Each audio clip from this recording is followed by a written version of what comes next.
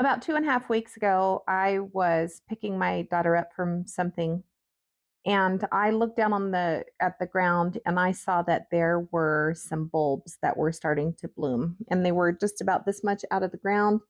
And I was thrilled. I was so excited because that means that spring is coming. Spring is here. Spring means a new beginning. It's a chance to start over. It's a chance to refresh. It's a chance to begin again. Just like those plants coming up out of the ground, this is our chance to come up out of whatever it is that we've been stuck in. Many of us started New Year's resolutions, and maybe they're not going so well after 3 or so months of doing them, right?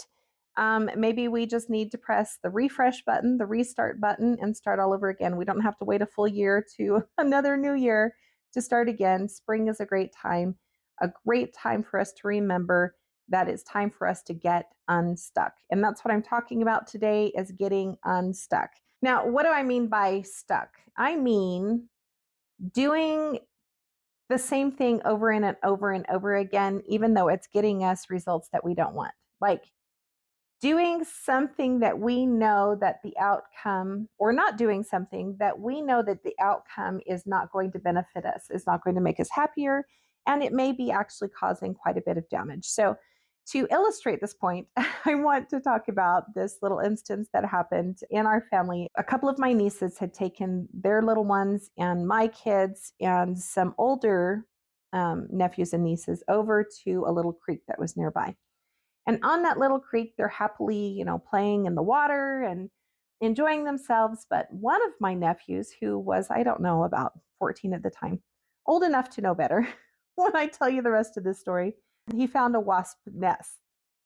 And he decided, for whatever reason in his 14-year-old brain, that he didn't like these wasps because wasps are bad.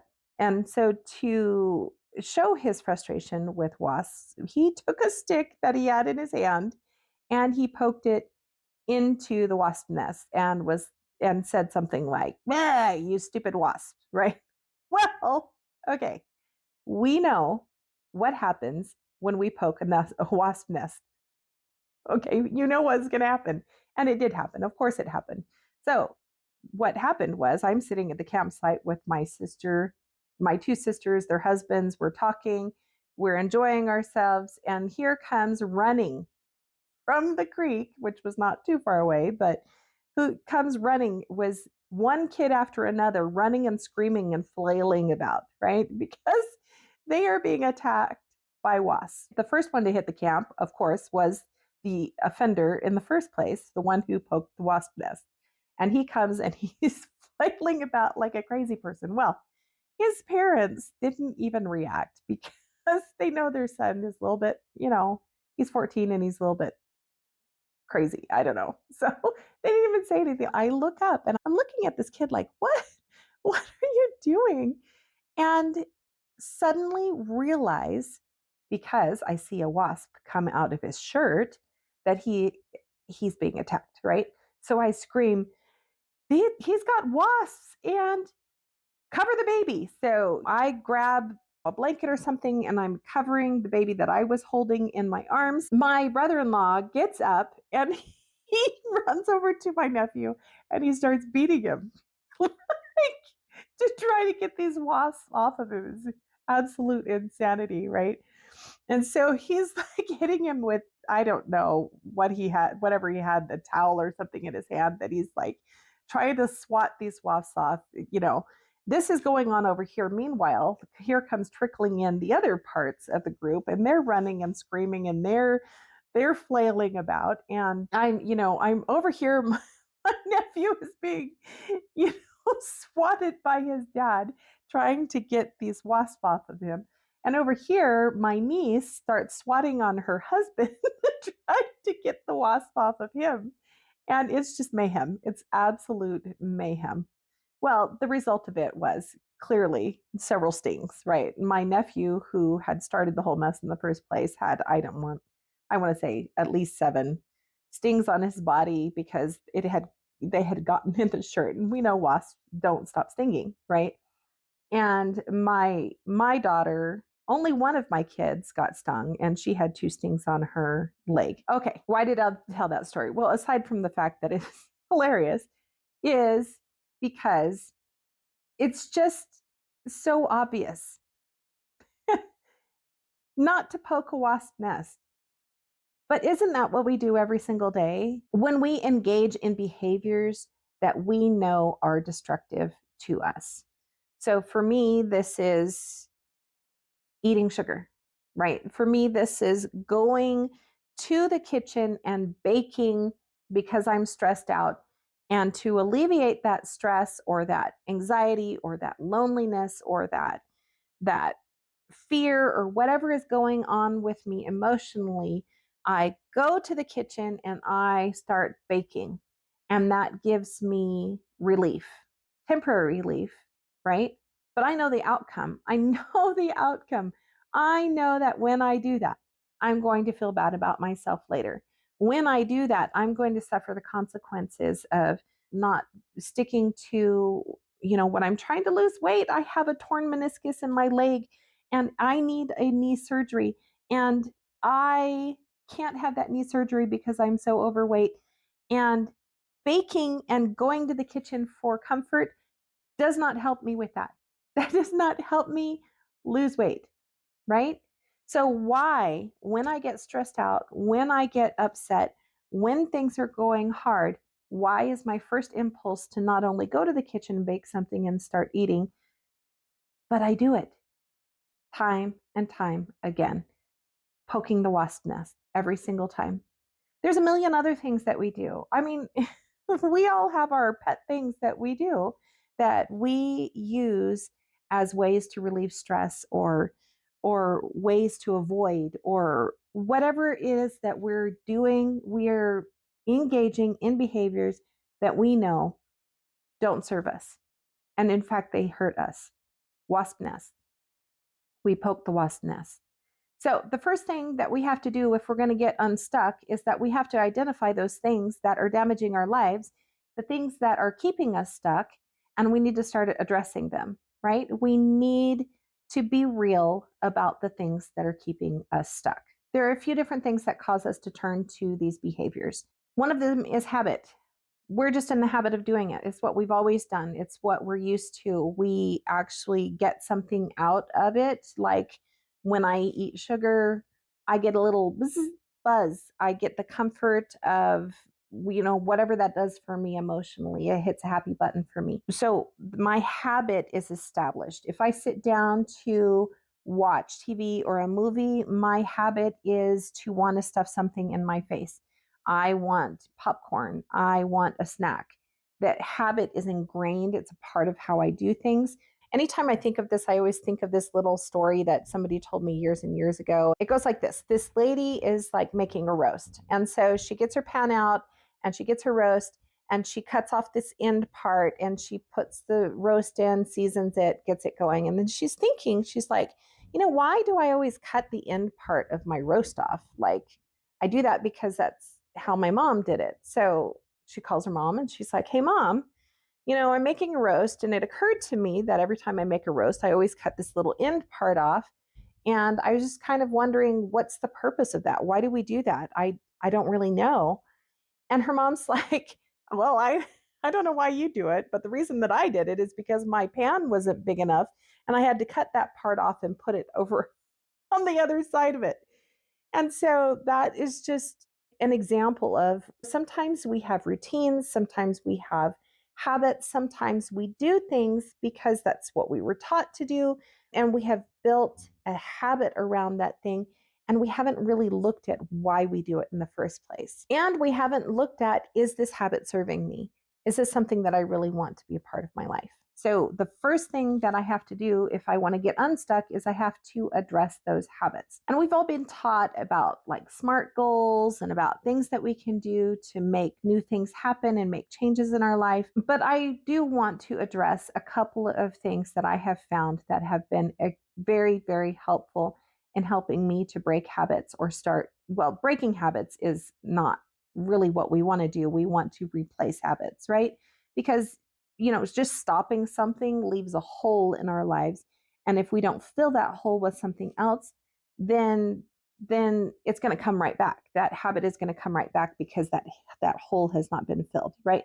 So we want to replace the habit. One of the things that I can do is I can just kind of change something about that habit. So for example, going to the kitchen and baking something is a habit when I need to relieve stress. Maybe I can change that habit. Instead of reaching for sugar, instead of baking, I can change that habit into reaching for a healthier snack, something that is not going to hurt me. I'm not breaking the habit completely. I'm just changing it. I'm altering it. And that is one step towards breaking that habit of turning to food for comfort.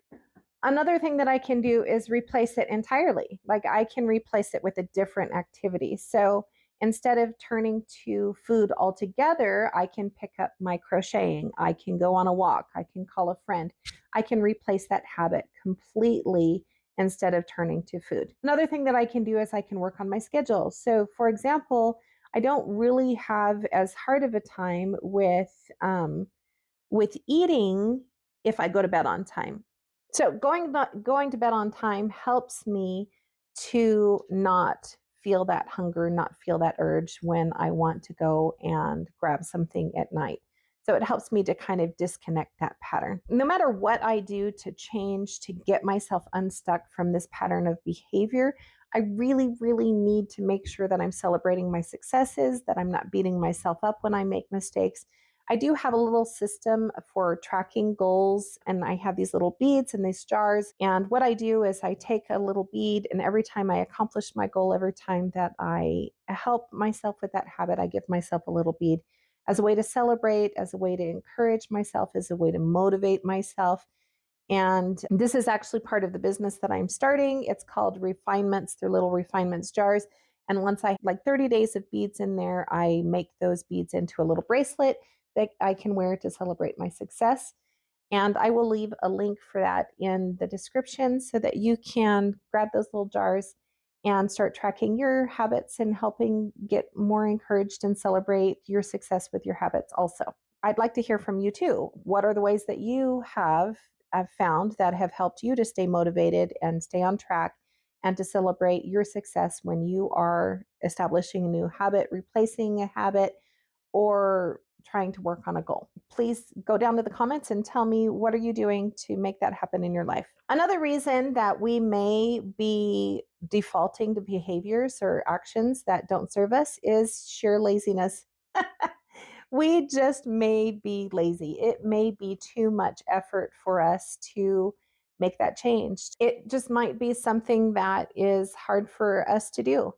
And so, what I want to say about this one is actually really pretty simple, is that I think that sometimes we have a habit that we want to put into place, or we want to change something, or at least we think we do, but we don't. And when we really analyze why we're not getting it done, it's because we actually really don't want to do those things. Then maybe what we need to do is, instead of trying to force ourselves to do something that we clearly don't want to do because it's hard or it's uncomfortable, is to reframe the reason why we're doing it in the first place. So, for example, with me for exercising, trying to put that into my life more regularly, trying to get better at that, trying to establish that habit, I just was having a lot of resistance because I didn't want to do it. It's hard, it's uncomfortable. I have some health problems that are making it more difficult. And so, what I had to do was I had to reframe why I was trying to put that into my life in the first place. I had to start thinking of exercising and the benefits it gives me. And right now, especially right now, the biggest benefit that I am working on is changing my mindset, is healing from the past, is changing how I see the world. And so I need exercise in place to help me with the process, to support my mental health as I go through these big changes that I'm making. So when I think of exercise, I do not connect it to hardship. I connect it to relief. I connect it to something that's going to help me to feel better so I can accomplish the other things that I'm trying to do, which is to make this big life change, right? So reframing If we're finding that we're really lazy about something, it's probably because we don't really want to do it. If we don't really want to do it, how can we reframe it so that we can want to do it? Find something about that thing, if it really is something that will serve our lives and help our lives to be better. Find something about that thing that we do want to do because that thing makes it worth it. A third reason why we may be engaging in behaviors that are not serving us, that are not helping us, that are not promoting our well-being and our health and our happiness is because we have some kind of belief system going on that is driving our behaviors. There's something about what how we see ourselves, what we believe about ourselves, what we believe about the world around us that is dictating, really, is helping to navigate us along the path of fulfilling that belief. I talk about this a lot in my other videos is our core beliefs that are driving our behaviors. One of my core beliefs that I had struggled with that I have really been working on is that I am not worthy of love. Okay. So, how has this been played out in my life? Well, one of the things is that I have maintained a lot of weight. I have kept a lot of weight on myself to keep people at a distance, to keep from having attention and love. I actually fell in love with guys who were not available. I have mentioned this in other videos, so I won't go into detail now, but I fell in love with guys that were unavailable. And then after those didn't work out, and in healing from that, I found myself so desperate for love and attention that I ran straight into a marriage with a man who was abusive. It just proved this whole I'm not worthy of love. So, why am I bringing this up? Is because this belief that I am not worthy of love has been dictating my behaviors. It's been driving my behaviors because anytime that I did have love or attention pop up into my life, I was pushing that away. And we don't do these things consciously. We don't mean to do these things. We don't mean to hurt ourselves. We don't mean to make our lives miserable and hard. It's just somehow usually in our youth, we formed these beliefs, and they're faulty beliefs and they're not correct beliefs, but it's just how we made sense of the world when we were young. And then we continue to live these things and form habits around those things and act those things out. So, if we're going to get unstuck from our lives, if we're going to pull ourselves from habits and behaviors or lack of behaviors, things that are holding us back from moving on, from becoming who we want to be, from living our best lives, we've got to address any beliefs they're kind of like definitions of ourselves, right? We've got to address that definition of ourselves to move on.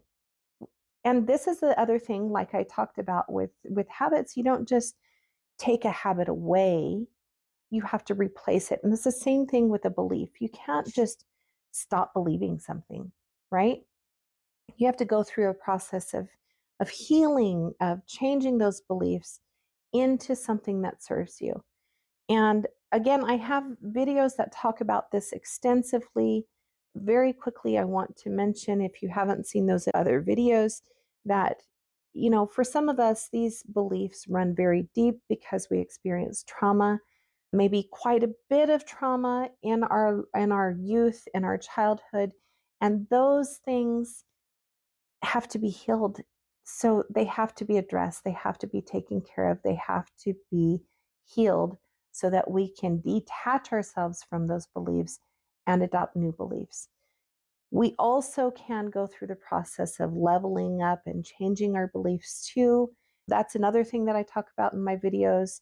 I talk about core beliefs. I talk about all of these things. I will leave links in the description below to other videos where I reference these things. No matter what is causing us to be stuck, no matter what is causing us to have us not moving forward in life towards the things that we want, the most important thing that we need to do is we've got to get on board.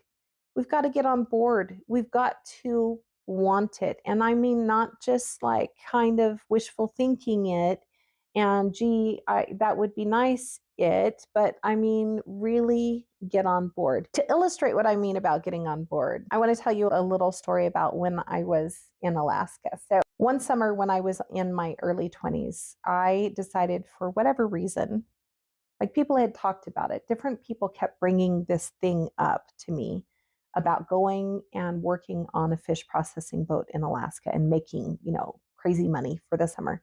And I thought they were ridiculous. But for some reason, somehow I found myself going on a fishing boat in Alaska for a summer. Well, it wasn't a fishing boat, it was a fish processing boat.